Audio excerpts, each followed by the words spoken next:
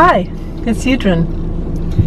I'm heading out to Oakland Airport, and I'm going to be picking up my teacher. When we practice Vajrayana Buddhism, that's the kind of Buddhism that I do, there is a great deal of emphasis on the relationship with a wisdom Lama. The Lama is like a priest, a teacher, a guide who was highly educated and also has practiced a long time and gained, we hope, some level of realization. Actually, some people prefer just to go with teachers who are solely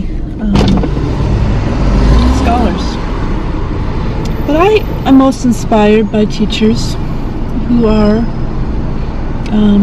have really done a lot of meditation and can describe the process of awakening and the process of walking the path on the basis of experience. I don't really go for big name lamas unless they have those qualities. And it doesn't matter to me if a lama is famous or not famous. What matters to me is that I have a sense and then I trust, based also on the opinion of other lamas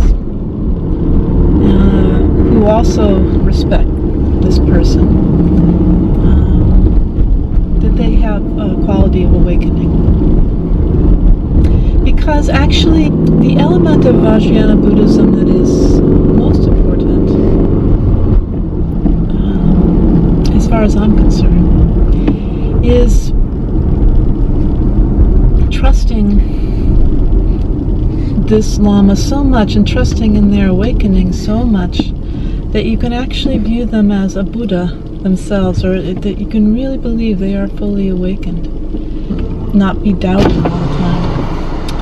So what does that do? Well, when you really revere someone, you open your heart and trust in a way that may be more difficult to do with the other people in your life. Ultimately, to a Buddha, to an awakened being, all sentient beings are Buddhas. And I don't have that perception, so I practice with the person who most resembles a Buddha to me. In that process of opening the heart, trusting, we do the exercise of mixing the teacher's mind with one's own mind. That's called Guru Yoga. And of course, you're not actually physically mixing your mind with the Lama's mind. But by taking that ideal form, that person that embodies to you the fruition, you use them as an example in front of yourself. And sometimes you put them in the appearance of a Buddha that, like from art. Say your ideal Buddha is Tara, the female Buddha, peaceful female Buddha. You can view your Lama as Tara, and in that way, if you don't feel the capacity to trust anybody that much, that even the best Lama you could find in the world that you've chosen as your teacher, the one that just really resonates with you, still you might have flaws in your view of them and not view them quite as fully awakened, then you can help yourself by putting them in the aspect of Tara or Guru Rinpoche is common in my school of Buddhism. Guru Rinpoche was kind of the person who firmly established the Buddhism in Tibet. And it was the perfect Buddha, the second Buddha, viewed as the second Buddha by people in our school of Buddhism. So by viewing them in this form that you may regard as pure, You then, for the tools of having light rays or magical implements and so forth, emanate from them. Visualize them, that person visualize at the top of your head or in front, that Buddha.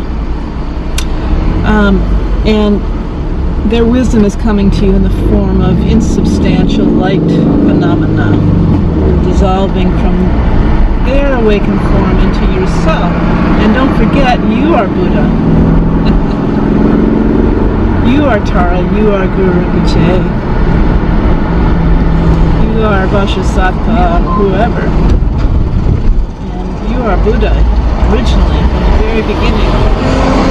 You just have temporary veils that are preventing you from seeing that. So we have ourselves as Buddha, and then this Buddha in front, and we do this exercise of their wisdom pouring into you, and then finally, like you and the Lama merging, and then you kind of rest in that sense of being inseparable from Buddha. But these exercises are what are called skillful means or techniques that are very, very potent. And I believe that they do expedite awakening a great deal. And this is the most important one. I'm picking up Rinpoche. Rinpoche means precious one. And his Khandro, or that means Dakini, that means sky goer, the embodiment of wisdom. I can remind myself as I'm going to the airport to really view these not as ordinary beings, but as Buddhas, male and female Buddhas together. And that feeling opens up something in my heart, doesn't it? If you really could trust that. Right now there's a sort of fad of cynicism going on among young people because of abuses.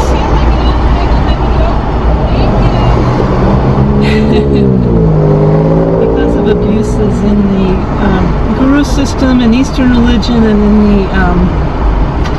in the Christian tradition, so many disappointments people have, and coupled with this materialistic scientific age, there's a lot of distrust and sort of negativity about trust itself. How do we work with that? Because this trust is really, really important. And even in schools such as Pure Land Buddhism, where there isn't as much emphasis on gurus, so to speak, they use Amitabha, the bright red Buddha of the Western Buddha field, as their object of devotion and trust. So, it's really a similar process, I think. That's my opinion.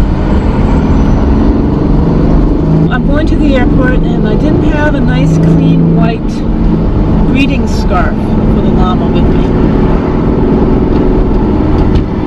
I had a big orange one, and it just felt a little ostentatious, considering this is a very humble Lama for the American airport scene.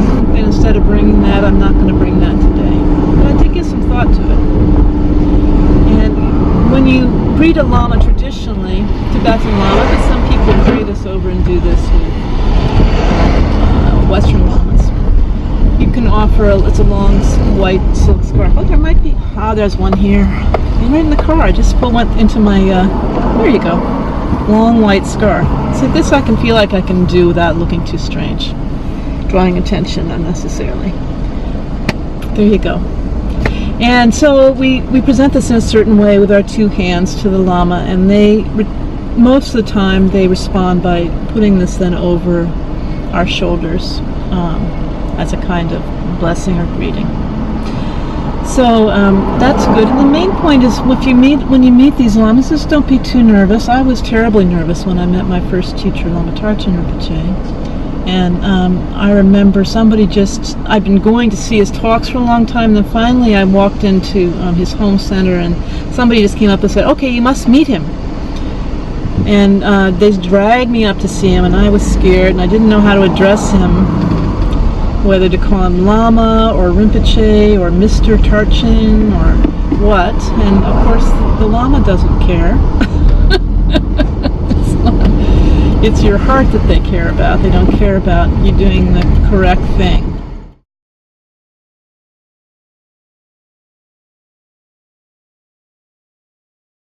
So I'm not going to show you my Lama today. I'm not going to whip out my camera when I greet him at the airport, because I didn't tell him I was going to do that. I wouldn't ask, because it's like they're tired, they're getting off an airplane. They don't want to have more hassle and have to appear a certain way or however, you know. So I just wanted to share with you my journey to the airport and the kind of thoughts that went through my mind. And I hope someday that you can have a wisdom Lama or teacher that you really trust and you can rely on to guide your practice. Bye now. It's Yudrin saying bye-bye.